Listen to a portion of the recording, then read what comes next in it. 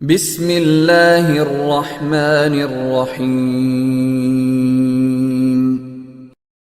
السلام علیکم ورحمۃ اللہ وبرکاتہ۔ الحمد للہ حمدا کثیرا طیبا مبارکا فیہ، والصلاة والسلام علی سید المرسلین محمد وآلہ وصحبہ اجمعین، اما بعد۔ حاضرین و ناظرین، یہ درس قرآن نمبر 211 ہے اور آج سورۃ البقرہ کی صرف ایک آیت کی تلاوت و تشریح کی جائے گی، آیت نمبر 264۔ اعوذ باللہ من الشیطان الرجیم، بسم اللہ الرحمن الرحیم۔ یا ایہا الذین آمنوا لا تبطلوا صدقاتکم بالمن والأذى كالذي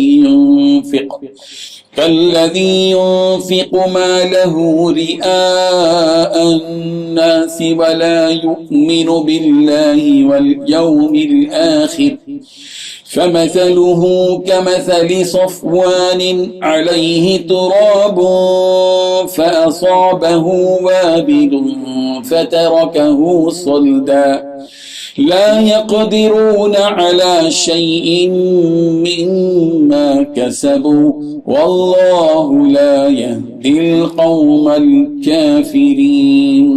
صدق اللہ العظیم۔ لفظی ترجمہ یوں ہے، یا ایھا الذین آمنوا، اے ایمان والو، لا تبطلوا، ضائع مت کرو، صدقاتکم، اپنے صدقات کو، بالمنی، احسان جتلا کر، والاذی، اور تکلیف پہنچا کر، کالذی، اس شخص کی طرح جو ينفق، خرچ کرتا ہے، مالہ، اپنا مال، رئاء الناس، لوگوں کو دکھانے کے لیے، ولا یؤمن، ایمان نہیں رکھتا، باللہ، اللہ پر، والیوم الآخر، اور آخرت کے دن پر۔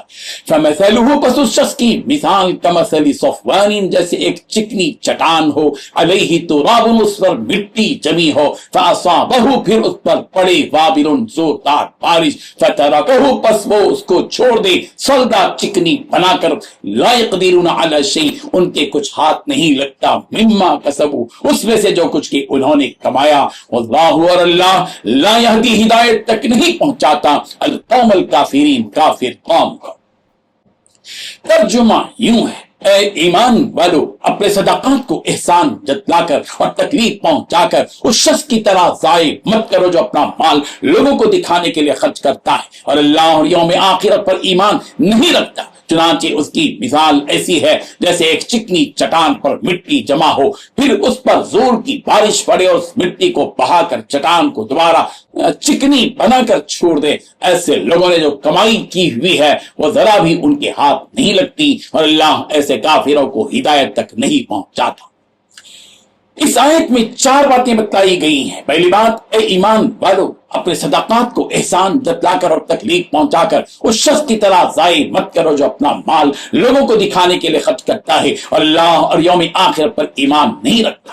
دوسری بات، اس کی مثال ایسی ہے جیسے ایک چکنی چٹان پر مٹی جمع ہو، پھر اس پر زور کی بارش پڑے اور اس مٹی کو بہا کر دوبارہ چکنی بنا کر چھوڑے۔ تیسری بات، ایسے لوگوں نے جو کمائی کی ہوتی ہے وہ ذرا بھی ان کے ہاتھ نہیں لگتی۔ چوتھی بات ہے، اللہ ایسے کافروں کو ہدایت تک نہیں پہنچاتا۔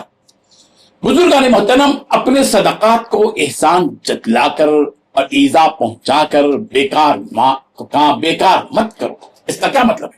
اس کا مطلب یہ ہوا کہ جو کوئی شخص صدقہ اور خیرات کرتا ہے، پھر اس کے بعد اس شخص پر احسان جتلا ہے جس پر اس نے صدقے کا مال خرچ کیا اور اس کو کسی تکلیف دہ بات اور عمل سے ایذا پہنچاتا ہے، تو اسے یہ جان لینا چاہیے کہ اللہ تعالیٰ اس صدقے کے بدلے میں کچھ اجر و ثواب دینے والے نہیں ہیں، یہ سب باطل اور ضائع ہو جائے گا۔ احسان جتلا کر اور ایذا پہنچا کر صدقہ کرنا ایسے ہی ہے جیسے ریاکاری اور دکھاوے کے ساتھ اپنا مال اللہ کی راہ میں خرچ کرنا۔ اللہ کی راہ میں خرچ کرنے کی مقبولیت کے لیے اللہ اور آخرت پر ایمان شرط ہے اور اخلاص و للہیت بھی شرط ہے، اور یہ بھی کہ نہ احسان جتلائے اور نہ ہی اپنے قول اور عمل سے اس کو ایذا پہنچائے جس پر خرچ کیا۔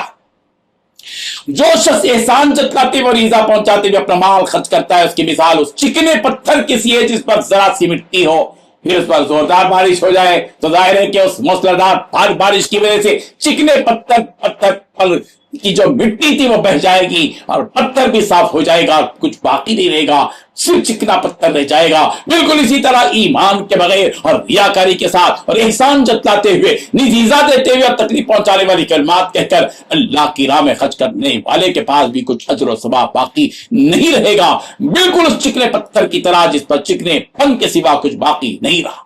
اللہ تبارک و تعالی ہم سب کو اس کی راہ میں اس طرح مال خرچ کرنے والا بنا دے کہ ہم اخلاص سے خرچ کریں، اللہ کے لیے خرچ کریں، ریاکاری سے خرچ نہ کریں، جس پر خرچ کیا اس پر احسان نہ جتائیں، اور جس پر خرچ کیا اس کے سامنے کوئی ایسی بات نہ کہیں جو اس کے دل کو چبھتی ہو، ٹھیس پہنچاتی ہے۔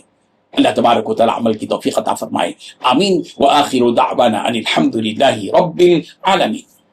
ڈیلی درس قرآن کو سبسکرائب کیجئے، اپنے تاثرات اور مشورے ارسال کیجئے، اور متعلقین کے گروپ بنا کر انہیں روزانہ درس قرآن بھیجیں اور اجر ثواب پائیں۔